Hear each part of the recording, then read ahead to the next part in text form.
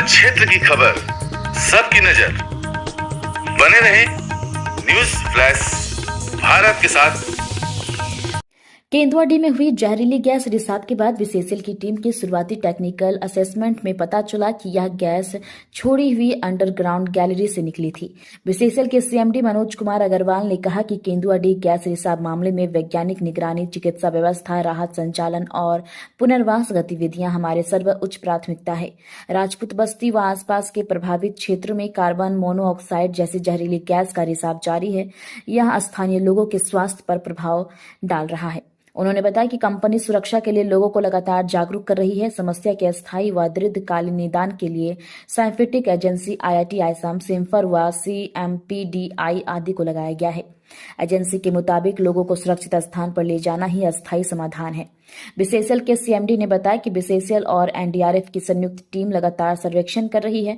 Fogging और water spray के माध्यम से गैस नियंत्रित करने का कार्य जारी है। कहा कि जब तक प्रभावित इलाके पूरी तरह सुरक्षित न हो जाएं, सभी परिवार सम्मानजनक जीवन के साथ अपने नए घरों में बस जाएं, तब तक अभियान जारी रहेगा। उन्होंने बताया कि 3 दिसंबर को कार्बन मोनोऑक्साइड गैस उत्सर्जन के बाद बीसीसीएल पूर्ण सतर्कता और वैज्ञानिक निगरानी के साथ राहत कार्य चला रहा है। लंबे समय से सक्रिय भूतापीय आग और धंसान वाले क्षेत्र में अचानक हुए उत्सर्जन के बाद कंपनी ने बिना देर किए बचाव, राहत और तकनीकी उपाय की शुरुआत कर दी थी। MRS टीमों ने कई घरों में गैस का स्तर निर्धारित सीमा से अधिक पाया, जिसके बाद परिवारों को सुरक्षित निकासी की गई। गैस रिसाव मामले में कोयला मंत्रालय ने गंभीरता से लिया है। मंगलवार को कोल सचिव विक्रम देवदत्त ने मीडिया कॉन्फ्रेंसिंग के माध्यम से बीसीसीएल और सिम्फर के आला अधिकारी से रिसाव की स्थिति का अघतन जानकारी ली। इस दौरान बीसीसीएल की ओर से चलाए जा रहे राहत और बचाव कार्यों के बारे में विस्तार जानकारी दी।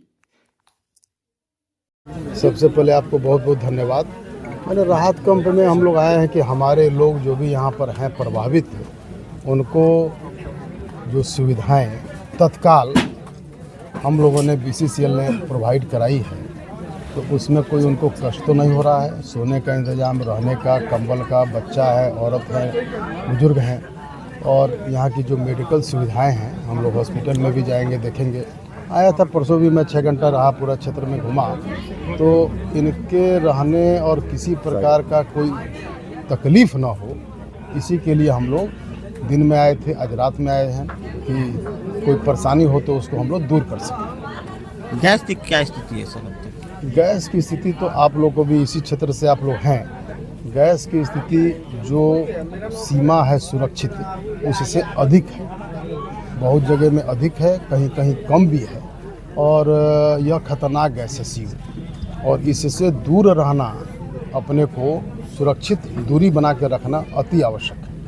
बीसीसीएल जो है लगातार सर, आप सभी लोगों से एक आग्रह करूंगा कि ऐसे दुख के और तकलीफ और एक तरह से आपदा बोले के समय में बहुत तरह की बातें आएंगी, तो बहुत सारे बातों को टेक्निकली हमारे 3-3 इंस्टीट्यूट यहाँ पर हैं, उसके 4-4, 5-5 आदमी सिम्फर के, ISM, IIT के, CMPDI के, और एक पानीगढ़ी साहब जो एक्स डायरेक्टर ISM IIT थे, उनकी संस्था कार्य कर रही है।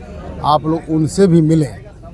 वो चारों तरफ क्षेत्र में घूम रहे हैं। हमारे 2 GM हैं, GM सेफ्टी भी हमारे बगल में खड़े हैं, और जो बीसीसीएल के अधिकारी हैं उनसे भी बात करें, और जो बात उचित हो ठोक परख के, नहीं तो आप बोलेंगे इस तरह से फिर फैलते जाएगा, तो बहुत ये भी होता है। तो सही बातों को जाने, टेक्निकली जो आप बोले, यह खदान आपको मैं बता देता हूँ, ईस्ट इंडिया के समय से 1892 से चली थी। 1973 में नेशनलाइजेशन के समय में हमारे बीसीसीएल के अंतर्गत आई, 1992 में बंद हो गई।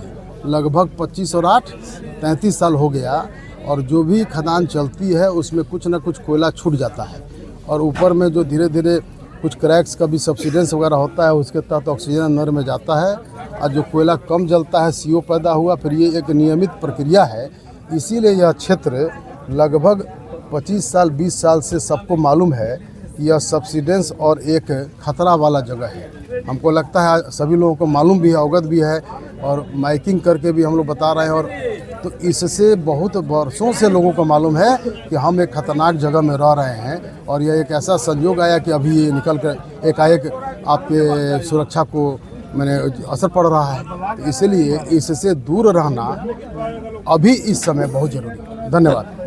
जो बीसीसीएल विस्थापन कैसे करवा पाएंगे? लोगों में आक्रोश है कि बेलगैया नहीं जाएंगे, कैसे विस्थापन करा पाएंगे? तो देखिए, अभी थोड़ा सा हम लोग को और भी जगह जाना है, लेकिन आपने प्रश्न किया, एक चीज़ आपको समझना होगा। जो पहले झरिया मास्टर प्लान बहुत दिनों तक चला, बहुत अच्छे ढंग से सफल शायद नहीं हो पाया, तो अभी हमारे, मैं तो कैबिनेट और अपने पूरे मिनिस्ट्री का धन्यवाद दूंगा और अपने चेयरमैन साहब, मिनिस्ट्री के लोग, सबका धन्यवाद दूंगा कि ये जो झरिया मास्टर प्लान 2.0 दूसरा नया रिवाइज्ड आया है, इसके तहत बहुत ही उत्तम व्यवस्था, जब उसको पढ़ेंगे समझेंगे, हमारे बहुत अधिकारी यहाँ पर हैं। इसके तहत मोटा मोटा बात आपको मैं बता देता हूँ। 3 चीज़ है, जो भी हमारे लोग हैं 3 तरह के हैं। एक तो बीसीसीएल के, एक एलटीएच, एक नॉन एलटीएच।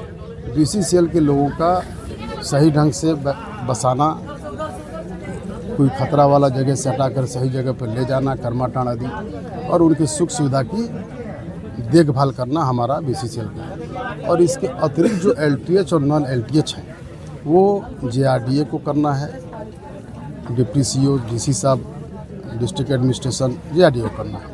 लेकिन हम अपने पूरे क्षेत्र को, being a CMD of the BCCL, मैं पूरा क्षेत्र को, लोगों को अपना मानता हूँ। लेकिन थोड़ा सा यह उनके, जब वो भी यहाँ पर आएँ तो उनसे भी आग्रह करें, और हमारे डीसी साहब भी बहुत अच्छा काम कर रहे हैं, और दोनों लोग मिलकर हम लोग इसको, लेकिन यह आपके प्रश्न का सही उत्तर और सही ढंग से ये जेआरडीए की टीम दे पाएगी। अब चलें। धन्यवाद।